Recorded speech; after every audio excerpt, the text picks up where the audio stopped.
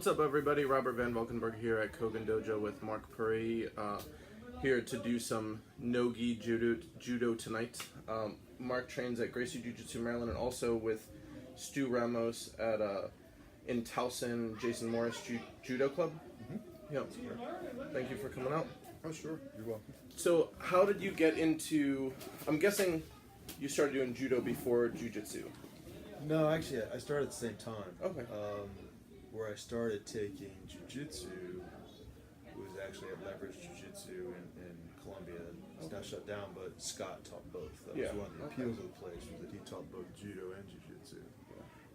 Scott has a black belt in both, so that was one of the reasons why that place was attractive to me. Yeah, that makes sense. Sorry, we have people knocking on the door. So, when did you start doing judo and jiu-jitsu? So, I guess it was 2013. And I started training with Stu full-time 2 years ago. And you're a brown belt in judo now? Brown belt in judo, yeah, purple belt in jiu-jitsu. Purple belt in jiu-jitsu. Under Helson Gracie over at Gracie Jiu-Jitsu Maryland. So, what is it that attracted you to martial arts in the first place? To me, it was a way to burn off some energy, release some stress, but it was also it's something I'd wanted to do for a long time. And at that point in my life, I found myself with some time. Yeah. And it made a lot of sense. It's been a great journey, obviously ups and downs, but judo and jiu-jitsu are very different. They're both, Brazilian jiu-jitsu came from judo, but they're very, very different. Yeah. Well, what is it that what differences do you find that really kind of resonate with you that make you want to do both of them? Because obviously, judo's more focused on standing and throwing and that aspect of grappling, and jiu-jitsu tends to focus more on the ground aspect, even though traditionally there's also a lot of stand-up self-defense at least. Yeah, I like to think of it as judo is the plan of what I'm going to do on my feet, and jiu-jitsu is the plan for what happens when we get to the ground. Yeah. And I think that if you don't have a plan, then you're going to run into problems. You may never get to execute what you want to make happen on the ground if you don't handle the stand-up at least fairly well. If you don't at least fall well, right, you won't have the chance to do anything else. Yeah. So that mindset of being able to handle things on the feet, whether you're doing Muay Thai, whether or not you're doing wrestling, you've got to have some kind of plan. And judo is something that I do enjoy. And Stu's a great teacher. Stu and Franklin are very, very talented. There are a number of talented people that train there, so I'm very lucky to do it. Yeah, Stu was just out here a few weeks ago teaching a class. You were here for that. Mm-hmm. But the thing that really interests me about his methodology, which he says comes from Jason Morris, but it's that it's highly systematized and simplified. Yes. So that it's very easy to pick up quickly, very easy to establish drills that are easily repeatable and fluid and adaptable, regardless of who the person is, even what language the person speaks. And that's one of the reasons why I wanted to have you down, because I know you've been teaching some of the judo classes at Mike Stewart's school in Columbia. You and Naki kind of share that responsibility a little bit, right? Yeah, and really, I think the way that Stu breaks things down, and I've taken judo at several other schools through my travels, and the bottom line is that what he does is he teaches you what I call it's true competition judo. Mm-hmm. It's the stuff that you can execute and make work. It's not the stuff. There's a number of parts of judo that are beautiful. Yeah. But they take so much time and so much practice to execute, and they're very, very specialized. Stu has a gripping system. There's a system for entry. There's a system for the throws themselves. We focus a great deal on throwing. Yeah. Most other schools, you'll do a great deal of warm-ups, you'll do a lot of break falls, you do a ton of uchikomis, and then you might get to throws at the end, and you probably do a little randori somewhere, if you squeeze it in. I found that consistently at the other schools. Here, we throw, we learn a technique, we review it, and we randori. Yeah. There's really no pretense about it. And it's a full throw. Yeah. Uchikomis are beautiful in some ways, but I also find them a hindrance. I find that you get to the tipping point. You're ready to throw. You hesitate. Well, that's because what you practiced 500 or 1,000 times. Well, you should be practicing the throw 500 or 1,000 times. Yeah, that makes sense. That's one of the things when I was talking about it with Stu that I asked him, because I know a lot about judo, history and things like that. I haven't done enough of it, but I do know about uchikomi and line drills and the kata and the self-defense curriculum that led to the Gracie Jiu-Jitsu self-defense curriculum, all those different kind of things. And I asked Stu, well, what percentage of the class time do you, because I'm always looking for a better way to teach, better way to run the classes. What percentage of the class time do you spend on uchikomi? 0%. What percentage of the class time do you spend on doing line drills? 0%. Like, what do you do? He said, you win judo by throwing, so we throw a lot, and that really makes a lot of sense. I mean, it's practical. Yeah, and I love the, you're given the responsibility of taking your own, you're going to work a certain throw. Uchimata, maybe the throw that you want to work today.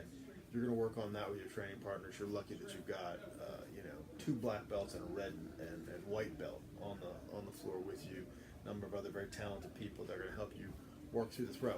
And you're going to do that throw 25 or 30 times in a row, and then you're going to switch, and you're going to get thrown. But that's the only way you really start to feel it, because there's so much about judo that can only happen with another person. Yeah. You can practice on a dummy or you can practice on the wall, but unless there's so much about the feel that really makes the throw happen, that it can only happen with another person.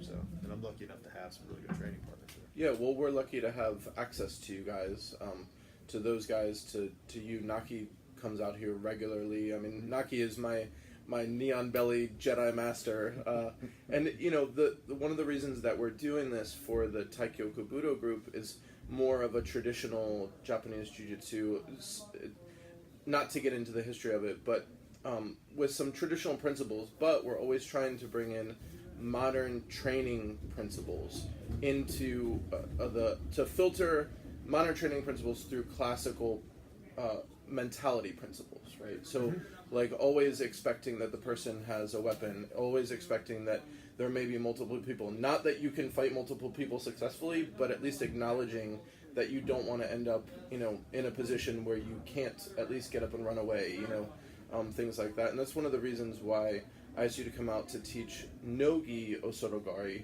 because we want to look at, like, from a practical perspective, how do you set up these throws regardless of what someone is wearing, and I think it's very important. Like, I was just discussing with, I sent a message out to one of our, I'll say, consultants, right? He's a teacher of ours. He's been spent a lot of time in Japan. He's the head instructor of 2 Koryu classical systems, but he's about retirement age, and he's passed on the systems to other people. But I asked him, I was thinking about the classical Japanese systems, that when they were modern, so when the samurai were actually training, were they training in training clothes, or were they training in their own clothes? So, like the kimono and stuff like that, did they have training uniforms? And his answer was they were training in their clothes. So, like, the kimono was what they were wearing. You show up to the dojo, it's what you wear when you train. And there weren't specialized training uniforms until judo came around and stuff like that. So it stands to reason that if you want to be practical in the modern world, that you should also practice in modern training. I mean, in modern clothing that's not dojo clothing, at least every once in a while. Yeah, and what we've been doing at Gracie, Maryland, is every other Monday, which I guess it's every 4th class, is a no-gi class. Yeah. And nice. Because you're really trading different grips. Yeah. You don't have the collar, so you can use the collar tie. You don't have the sleeves, so you're going to be working the elbow or the inside. You're not starting from the grips, you're starting from the clinch. The other person may have double unders. You start talking about those different, and there's kind of a 5-step process that in different positions that we've been working through. And you're absolutely right. You have to be able to adapt those throws to somebody you meet on the beach. Yeah. Right? They're not wearing a shirt at all. Right. That's where something becomes truly effective. If you're relying on a piece of clothing, it's a lot easier to throw somebody with a gi. Yeah. But if you're completely reliant on it, then you aren't learning all the facets of the throw. I will also say that no gi judo and some of the stuff that Stu has been showing us recently, right along these lines, is really beautiful stuff. Yeah. Well, and that's the thing, is that and this goes back to the way that Stu teaches and what you're bringing in, that if you're learning a throwing principle, then the attire doesn't matter that much. It may just add or detract, but the principle is the principle, right? Yeah, the concept. Yeah, the concept. Yeah. So there are a couple of things specifically about each throw that you have to understand. If you understand those concepts of the throw, regardless of what the person's wearing, then the execution of the throw becomes far easier. You also know when you're doing it wrong. Yeah. And so that's obviously very helpful to know. I was working with a partner on Saturday, and we were doing some Osotogari, and he told me about some things I was doing wrong there, and I was very grateful for him to tell me that. So yes, think about those concepts that certain things have to happen, or the throw will not happen. Yeah. And those types of things are very helpful.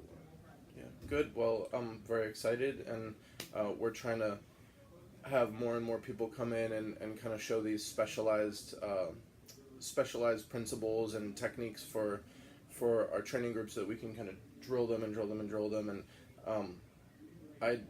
I know that we'll have you back again as well, because one of the dangers, and it's even a danger in Brazilian Jiu-Jitsu, that one of the dangers is becoming a collector of techniques as opposed to a practitioner of a set of principles, right? So the difference between us having you in to teach this one thing versus having just any random person come in and show what they want to show, which is valuable by itself, because students should be able to kind of see different things and pick and choose, is that we're not just trying to collect as many techniques as we possibly can. We're trying to look at a very finite set of techniques, so that, as you said at the very beginning of the conversation, we have a plan from distance, to closing the distance, to taking the person on the ground, to getting to, for us, the ideal position is the on belly, actually.